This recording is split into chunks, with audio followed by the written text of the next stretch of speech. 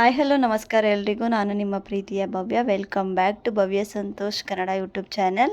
ಎಲ್ಲರೂ ಹೇಗಿದ್ದೀರಾ? ನಾವು ತುಂಬಾ ಚೆನ್ನಾಗಿದ್ದೀವಿ. ನೀವು ಕೂಡ ತುಂಬ ಚೆನ್ನಾಗಿರ್ತೀರಾ ಅಂತ ಭಾವಿಸ್ತಾ ಬನ್ನಿ ಇವತ್ತಿನ ವ್ಲಾಗ್ನ ಶುರು ಮಾಡೋಣ. ನಾನಿಲ್ಲಿ ಇವತ್ತು ನಿಮ್ಮ ಜೊತೆ ಒಂದು ರೆಸಿಪಿನ ಶೇರ್ ಮಾಡ್ಕೊಳ್ಳೋಣ ಅಂತ ಮಾಡ್ಕೊತಾ ಇದ್ದೀನಿ.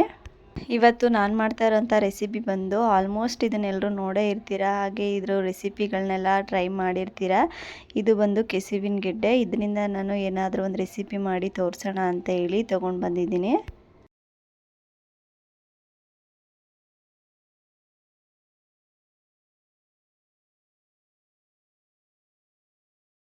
ಎಲ್ಲ ಕಡೆ ಹೇಗೆ ಅಂತ ಏನೋ ಗೊತ್ತಿಲ್ಲ, ಇಲ್ಲಿ ಅಂತೂ ಗುಜರಾತಲ್ಲಂತೂ ಈಗ ಮಳೆಗಾಲ ಶುರುವಾಗಿರೋದ್ರಿಂದ ಎಲ್ಲ ಕಡೆ ಎಲ್ಲ ತರಕಾರಿ ಶಾಪಲ್ಲೂ ಕೂಡ ಈ ಒಂದು ತರಕಾರಿನ ಇಟ್ಟಿರ್ತಾರೆ. ಇವಾಗ ಇದು ಸೀಸನ್ ಅಂತ ಅನಿಸುತ್ತೋ ನನಗೆ ಗೊತ್ತಿಲ್ಲ ಸರಿಯಾಗಿ. ಎಲ್ಲ ಅಂಗಡಿನಲ್ಲೂ ಕೂಡ ಇದನ್ನು ಇಟ್ಟಿದ್ರು. ಹಾಗಾಗಿ ಇವತ್ತು ನಾನು ಬೋಂಡನ ಮಾಡಿ ತೋರಿಸೋಣ, ಹಾಗೆ ಮಳೆಗೂ ಕೂಡ ಚೆನ್ನಾಗಿರುತ್ತೆ, ಇದನ್ನು ಬೋಂಡ ಮಾಡ್ಕೊಂಡು ತಿನ್ನಿದ್ರೆ ಚೆನ್ನಾಗಿರುತ್ತೆ ಅಂತ ಹೇಳಿ ತೊಗೊಂಡು ಬಂದಿದ್ದೀನಿ. ಯಾವತ್ತೂ ಮಾಡಿಲ್ಲ ಇದು ರೆಸಿಪಿ, ಇದರಿಂದ ಟ್ರೈ ಮಾಡ್ತಾಯಿದ್ದೀನಿ. ಇವತ್ತು ಹೇಗೆ ಬರುತ್ತೋ ಅಂತ ಮಾಡಿದೆ, ಬಟ್ ಟೇಸ್ಟ್ ಮಾತ್ರ ತುಂಬಾ ರುಚಿಯಾಗಿ ಬಂದಿತ್ತು. ಹಾಗಾಗಿ ನಿಮ್ಮ ಜೊತೆ ಕೂಡ ಶೇರ್ ಮಾಡ್ಕೊತಾ ಇದ್ದೀನಿ.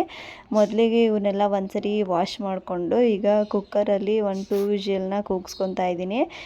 ಬೇಯಿಸ್ಕೋಬೇಕಾಗುತ್ತೆ. ಫಸ್ಟು ಇದನ್ನೆಲ್ಲ ಬೇಯಿಸ್ಕೊಂಡು ಸಿಪ್ಪೆ ತಕ್ಕೋಬೇಕಾಗುತ್ತೆ. ಹಾಗೆ ಈ ವಿಡಿಯೋ ನಿಮಗೆ ಇಷ್ಟ ಆಯಿತು ಅಂತ ಹೇಳಿದ್ರೆ ಪ್ಲೀಸ್ ಲೈಕ್, ಶೇರ್, ಕಮೆಂಟ್ನ ಮಾಡಿ. ಹಾಗೆ ಸಬ್ಸ್ಕ್ರೈಬ್ ಮಾಡ್ಕೊಂಡು ವಿಡಿಯೋ ನೋಡಿ. ಕುಕ್ಕರಿಗೆ ಸ್ವಲ್ಪ ಅವೆಲ್ಲ ಮುಳುಗುವಷ್ಟು ನೀರನ್ನ ಹಾಕ್ಕೊಂಡು ಅದನ್ನು ಲಿಡ್ನ ಕ್ಲೋಸ್ ಮಾಡಿ 1-2 ವಿಷಲ್ ಕೂಗಿಸ್ಕೋಬೇಕಾಗುತ್ತೆ. ಅಷ್ಟರೊಳಗೆ ಅದಕ್ಕೆ ಬೇಕಾಗಿರೋಂಥ ತರಕಾರಿಗಳನ್ನೆಲ್ಲ ಕಟ್ ಮಾಡ್ಕೊತಾ ಇದ್ದೀನಿ. ನಾನಿಲ್ಲಿ ಒಂದು 2 ಮೀಡಿಯಮ್ ಸೈಜ್ ಈರುಳ್ಳಿ ತೊಗೊಂಡಿದ್ದೀನಿ, 2 ಹಸಿರು ಮೆಣಸಿನ್ಕಾಯಿ, ಸ್ವಲ್ಪ ಶುಂಠಿ, ಹಾಗೆ ಒಗ್ಗರಣೆಗೆ ಕರಿಬೇವಿನ ಸೊಪ್ಪು ತೊಗೊಂಡಿದ್ದೀನಿ. ಈ ಎಲ್ಲದನ್ನು ಕೂಡ ತುಂಬ ಸಣ್ಣದಾಗೆ ಕಟ್ ಮಾಡ್ಕೊತಾ ಇದ್ದೀನಿ. ಕರಿಬೇವಿನ ಸೊಪ್ಪನ್ನು ಕೂಡ ತುಂಬ ಸಣ್ಣದಾಗೆ ಕಟ್ ಮಾಡಿಕೊಂಡ್ರೆ ತಿನ್ನುವಾಗ ಅಷ್ಟು ಕರಿಬೇವಿನ ಸೊಪ್ಪು ಹಾಕಿದ್ದೀವಿ ಅಂತಲೇ ಗೊತ್ತಾಗಲ್ಲ, ಆ ರೀತಿಯಾಗಿರುತ್ತೆ. ಎಲ್ಲ ಸಣ್ಣದಾಗಿ ಕಟ್ ಮಾಡಿ ಇಟ್ಕೊತಾ ಇದ್ದೀನಿ. ಮತ್ತು ಶುಂಠಿನ ನೀವು ಸಣ್ಣದಾಗೆ ಕಟ್ಟಾದರೂ ಮಾಡ್ಕೋಬೋದು. ನಾನಿಲ್ಲಿ ಕಟ್ ಮಾಡ್ಕೊತಾ ಇಲ್ಲ, ಹಾಗೆ ಸಣ್ಣದಾಗಿ ಬರುತ್ತೆ ಅಂತೇಳಿ ತುರ್ಕೊತಾ ಇದ್ದೀನಿ. ಎಲ್ಲ ರೆಡಿ ಮಾಡ್ಕೊಂಡಿದ್ದಾದಮೇಲೆ ಸೈಡಿಗೆ ಎತ್ತಿಟ್ಕೊಂಡು ಈಗ ಒಂದು ಬೌಲ್ಗೆ ಕಡಲೆ ಹಿಟ್ಟನ್ನ ಜರಡಿ ಇಟ್ಕೊತಾ ಇದ್ದೀನಿ. ಹೊಸದೇ ಇದ್ರೂ ಪರವಾಗಿಲ್ಲ, ಫ್ರಿಜ್ಜಲ್ಲಿ ಇಟ್ಟಿರ್ತೀವಲ್ಲ ಅದು ಸ್ವಲ್ಪ ಗಂಟಾಗಿರುತ್ತೆ. ಇದು ಯೂಸ್ ಮಾಡೋದಕ್ಕೂ ಮುಂಚೆ ಒಂದ್ಸರಿ ಈ ಥರ ಜರಡಿ ಹಿಡ್ಕೊಂಡ್ರೆ ಅದೊಂಥರ ಹಿಟ್ಟೆಲ್ಲ ಲೂಸಾಗಿ ಬರುತ್ತೆ, ಆವಾಗ ಚೆನ್ನಾಗಿ ಬರುತ್ತೆ ಬೋಂಡ ಕ್ರಿಸ್ಪಿಯಾಗೆ. ಹಾಗಾಗಿ ಜರಡಿನ ಹಿಡ್ಕೊಂಡು ಮಾಡಿದ್ರೆ ತುಂಬಾ ಒಳ್ಳೆಯದು. ಈಗ ಕಡಲೆ ಹಿಟ್ಟಿಗೆ ಸ್ವಲ್ಪ ಚಿಲ್ಲಿ ಪೌಡರ್ ಮತ್ತು ಸಾಲ್ಟನ್ನ ಹಾಕಿ ಚೆನ್ನಾಗಿ ನೀರು ಹಾಕಿ ಸ್ವಲ್ಪ ಗಟ್ಟಿಯಾಗಿ ಕಲಸಿ ಇಟ್ಕೊತಾ ಇದ್ದೀನಿ. ಮತ್ತು ಬೋಂಡ ಇನ್ನೂ ಕ್ರಿಸ್ಪಿ ಆಗಬೇಕು ನಿಮಗೆ ಅಂತ ಅನಿಸಿದ್ರೆ ಒಂದು ಸ್ವಲ್ಪ ಅಕ್ಕಿ ಹಿಟ್ಟನ್ನ 1-2 ಸ್ಪೂನಷ್ಟು ಅಕ್ಕಿ ಹಿಟ್ಟನ್ನು ಕೂಡ ಸೇರಿಸ್ಕೋಬೋದು. ನಾನಿಲ್ಲಿ ಸೇರಿಸ್ಕೊಂಡಿಲ್ಲ. ಮತ್ತು ಸೋಡಾ ಕೂಡ ಹಾಕ್ಕೊಂಡಿಲ್ಲ. ಸೋಡಾ ಹಾಕೋದ್ರಿಂದ ಕೆಲವೊಬ್ಬರಿಗೆ ಆಗೋದಿಲ್ಲ, ಹೊಟ್ಟೆ ಉರಿ ಬರೋದು, ಇಲ್ಲ ಗ್ಯಾಸ್ಟ್ರಿಕ್ ಆಗೋದು, ಈ ಥರ ಪ್ರಾಬ್ಲಮ್ ಆಗ್ತಾ ಇರುತ್ತೆ. ಹಾಗಾಗಿ ಸೋಡಾ ಯೂಸ್ ಮಾಡೋದಕ್ಕಿಂತ ಈಗ ನಾನು ಹೇಳೋ ಅಂಥ ಟ್ರಿಕ್ನ ಉಪಯೋಗಿಸಿದ್ರೆ ಯಾವುದೇ ಥರ ಹೆಲ್ತ್ ಇಶ್ಯೂಸ್ ಏನೂ ಆಗೋದಿಲ್ಲ. ಮತ್ತು ಇದೊಂದು ಸೀಕ್ರೆಟ್ ಇಂಗ್ರೀಡಿಯೆಂಟ್ಸ್ ಅಂತಲೇ ಹೇಳ್ಬೋದು. ಹಾಗೆ ನೋಡ್ತಾ ಇದ್ದರೆ ವಿಡಿಯೋ ಮುಂದೆ ಸ್ಕಿಪ್ ಮಾಡದೆ ನೋಡ್ತಾ ಇದ್ದರೆ ನಿಮಗೆ ಅದೇನಂತ ಗೊತ್ತಾಗುತ್ತೆ.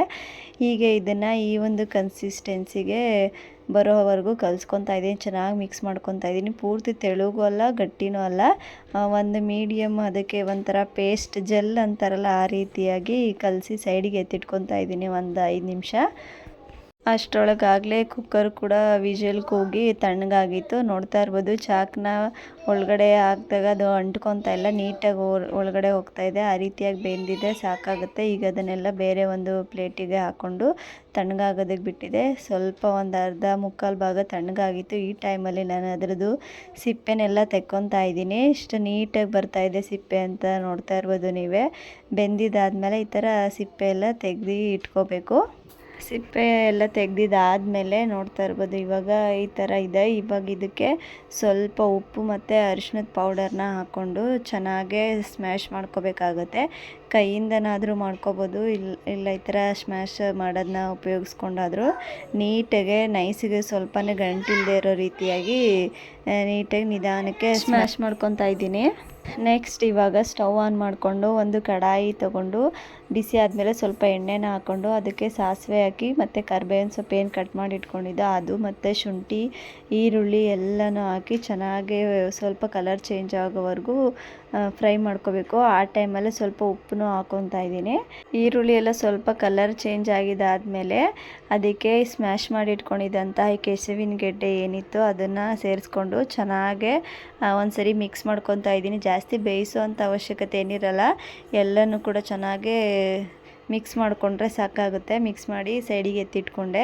ಮತ್ತು ಅದೇ ಬಾಣಲಿನ ತೊಳ್ಕೊಂಡಿದ್ದೀನಿ ನಾನು, ಇಲ್ಲ ಬೇರೆ ಬಾಣಲಿ ಯೂಸ್ ಮಾಡ್ಕೋಬೋದು. ಸ್ವಲ್ಪ ಎಣ್ಣೆನ ಕಾಯೋದಕ್ಕೆ ಇಟ್ಕೊಂಡಿದ್ದೀನಿ ಬೋಂಡನ ಕರಿಯೋದಕ್ಕೆ ಅಂತ ಹೇಳಿ. ಆ ಎಣ್ಣೆ ಕಾಯೋದ್ರೊಳಗಡೆ ಈಗ ಈ ಫ್ರೈ ಮಾಡಿ ಇಟ್ಕೊಂಡಿದ್ವಲ್ಲ ಈ ಪೇಸ್ಟ್ ಏನಿತ್ತು ಇದನ್ನು ಸಣ್ಣ ಸಣ್ಣ ಉಂಡೆಗಳಾಗಿ ಮಾಡಿ ಇಟ್ಕೊತಾ ಇದ್ದೀನಿ. ಕೈಗೆ ಅಂಟ್ಕೊಳ್ಳುತ್ತೆ ಅಂತ ಅಂದರೆ ಸ್ವಲ್ಪ ಸೈಡಲ್ಲಿ ಬಟ್ಲಲ್ಲಿ ನೀರು ತೊಗೊಂಡು ನೀರನ್ನ ಕೈಗೆ ಹಚ್ಕೊಂಡು ಈ ಥರ ಉಂಡೆಗಳನ್ನ ಮಾಡ್ಕೋಬೋದು. ನೀಟಾಗಿ ಬರುತ್ತೆ ಆವಾಗ ಉಂಡೆಗಳು. ನಿಮ್ಗೆ ಯಾವ ಸೈಜಿಗೆ ಬೇಕೋ ಆ ಸೈಜಿಗೆ ಉಂಡೆಗಳನ್ನ ಮಾಡ್ಕೋಬೋದು. ನೋಡ್ತಾ ಇರ್ಬೋದು ನಾನು ಇಷ್ಟು ಸೈಜಿಗೆ, ಮಾಮೂಲಿ ಬೋಂಡ ಎಲ್ಲ ಯಾವ ಸೈಜಿಗೆ ಇರುತ್ತೆ ಆ ಸೈಜಿಗೆ ಉಂಡೆಗಳನ್ನ ಮಾಡಿ ಇಟ್ಕೊಂಡಿದ್ದೀನಿ. ನೆಕ್ಸ್ಟ್ ಸ್ಟೆಪ್ ಏನಂದರೆ, ಈಗ ಉಂಡೆ ಎಲ್ಲ ಮಾಡ್ಕೊಂಡಿದ್ದಾದಮೇಲೆ ಆಗಲೇ ರೆಡಿ ಮಾಡಿ ಇಟ್ಕೊಂಡಿದ್ವಲ್ಲ ನಾವು ಕಡಲೆ ಹಿಟ್ಟು ಬ್ಯಾಟರ್ ಏನಿದೆ ಅದರಲ್ಲಿ ಈ ಥರ ಉಂಡೆಗಳನ್ನೆಲ್ಲ ಚೆನ್ನಾಗಿ ಈ ಥರ ಅಜ್ಜಿ ಅದನ್ನು ಕಾಯ್ದಿರೋಂಥ ಎಣ್ಣೆಗೆ ಹಾಕೋಬೇಕಾಗುತ್ತೆ ಎಲ್ಲ ಉಂಡೆಗಳನ್ನೂ. ಉಪ್ಪು ಖಾರ ಎಲ್ಲ ನಿಮಗೆ ಯಾವ ರೀತಿಯಾಗಿ ಬೇಕು ಟೇಸ್ಟು ಆ ರೀತಿಯಾಗಿ ನೋಡಿಕೊಂಡು ಹಾಕ್ಕೊಳ್ಳಿ. ನಾನು ಇಲ್ಲಿ ಮಕ್ಕಳು ಇರೋದ್ರಿಂದ ಮಕ್ಕಳು ಕೂಡ ತಿನ್ನೋದ್ರಿಂದ ಸ್ವಲ್ಪನೇ ಮೀಡಿಯಮ್ಮಾಗಿ ತೊಗೊಂಡಿದ್ದೀನಿ.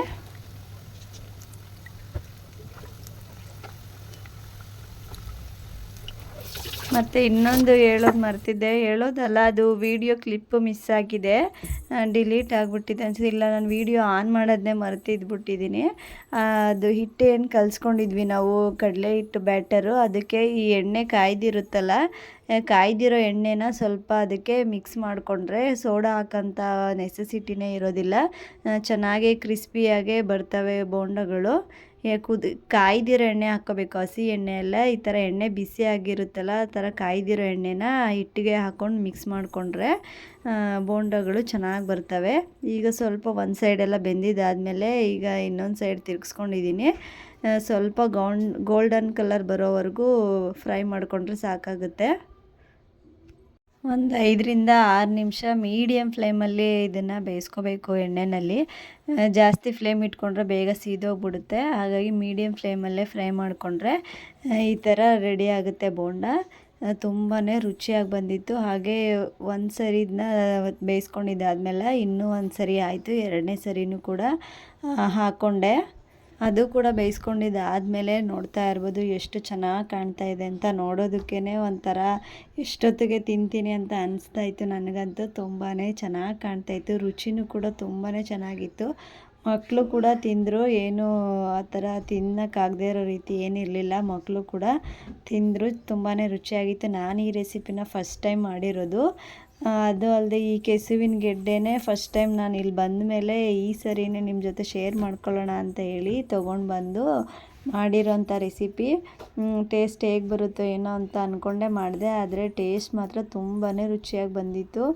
ನೋಡ್ತಾ ಇರ್ಬೋದು ಒಳಗಡೆ ಆ ಹಿಟ್ಟು ಕೂಡ ಏನಿದೆ ಅದನ್ನು ಒಗ್ಗರಣೆ ಎಲ್ಲ ಮಾಡಿದ್ವಲ್ಲ ಅದ್ರ ಟೇಸ್ಟ್ ಫ್ಲೇವರು ತುಂಬಾ ಚೆನ್ನಾಗಿತ್ತು.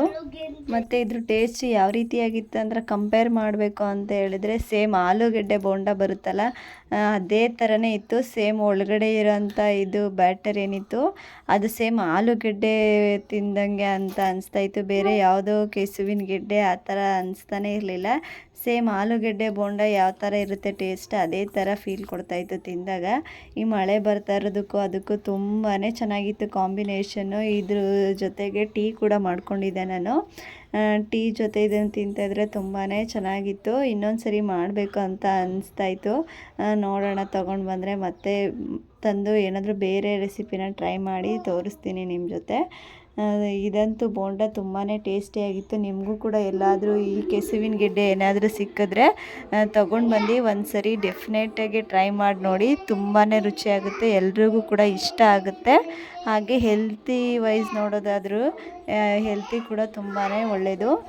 ಹಾಗೆ ಈ ವಿಡಿಯೋ ನಿಮಗೆ ಇಷ್ಟ ಆಗಿದ್ದರೆ ಪ್ಲೀಸ್ ಒಂದು ಲೈಕ್ ಮಾಡೋದನ್ನು ಮರಿಬೇಡಿ. ಹಾಗೆ ಟ್ರೈ ಮಾಡಿ ಹೇಗೆ ಬಂತು ಅನ್ನೋದನ್ನು ಕಮೆಂಟ್ ಮಾಡಿ ತಿಳಿಸಿ. ಹಾಗೆ ಏನಾದರೂ ನಿಮ್ಮ ಅಭಿಪ್ರಾಯಗಳಿದ್ರೆ ಕಮೆಂಟ್ ಮೂಲಕ ತಿಳಿಸ್ಬೋದು. ಇನ್ನು ಯಾರೆಲ್ಲ ನಮ್ಮ ವಿಡಿಯೋಗೆ ಸಬ್ಸ್ಕ್ರೈಬ್ ಮಾಡಿಲ್ಲ ಪ್ಲೀಸ್ ಸಬ್ಸ್ಕ್ರೈಬ್ ಮಾಡ್ಕೊಂಡು ವಿಡಿಯೋ ನೋಡಿ.